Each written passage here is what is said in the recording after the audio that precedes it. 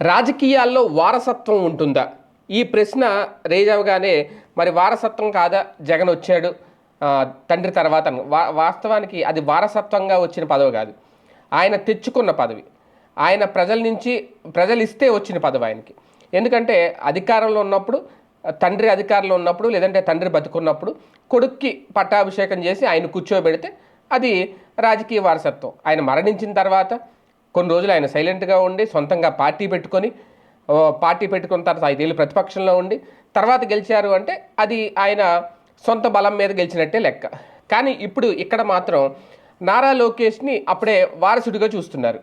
నారా లోకేష్కి పగ్గాలు అప్పచెప్పాలని కోరుతున్నారు. అంటే ఇప్పుడు ఇది ఖచ్చితంగా వారసత్వం అవుతుంది.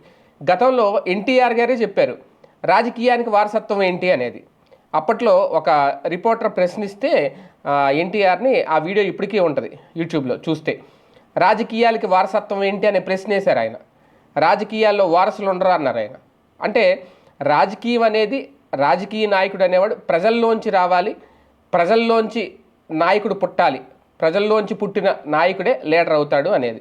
అలాగని చెప్పి నారా లోకేష్ గారు ఇప్పుడు మొన్నంటే లాస్ట్ టైం అంటే ఆయన ఎమ్మెల్సీ అయ్యి మంత్రి అయ్యారు, కానీ ఇప్పుడు మాత్రం ప్రజల్లోంచే గెలిచారు. అది కూడా భారీ మెజార్టీతో గెలిచారు. కానీ ఇంకా అక్కడ వారసత్వం తీసుకునే అవకాశం ఆయనకు ఉందా లేదా అనేది, ఇప్పుడు ఆ అనుభవం ఉందా లేదా అంటే ఆయన వర్గం మాత్రం ఆయనకు అనుభవం వచ్చేసింది, అందుకే పార్టీలో కోటి సభ్యత్వాలు నమోదు చేయించుకున్నారు, ఆయన ప్రూవ్ చేసేసుకున్నారు అనేది. కాకపోతే ఇంకా ఆయన పాలించే శక్తి ఉంది అక్కడ చంద్రబాబు నాయుడు గారికి. ఆయన ఇంకా కొన్ని రోజులు పదవిలో ఉంటారు. ఆయన నిర్ణయాలు రాష్ట్రానికి అవసరం.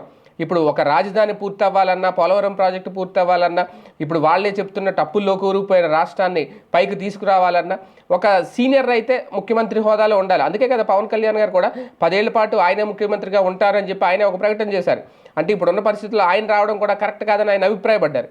కానీ తెలుగు తమ్ముళ్ళు మాత్రం ఇమీడియట్గా ఇప్పుడు నారా లోకేష్ గారికి సీఎంని చేసేయాలి, ఆ సీఎం పదవి ఇచ్చేయాలి అంటున్నారు. అంటే ఆయన్ని వారసుడిగా ప్రకటించేయాలని కోరుకుంటున్నారు. వారసత్వం కోసం ఇప్పుడు పోటీ పడుతున్నారు. ఆయన పోటీ పడుతున్నారా, లోకేష్ గారి మనసులో ఉందో లేదో తెలియదు, కానీ తమ్ముళ్ళలో మాత్రం ఆ పోటీ కనిపిస్తుంది. మరి దాన్ని అంగీకరిస్తారా? ఆ విధంగా నిర్ణయాలు ఏమైనా ఉంటాయో చూద్దాం.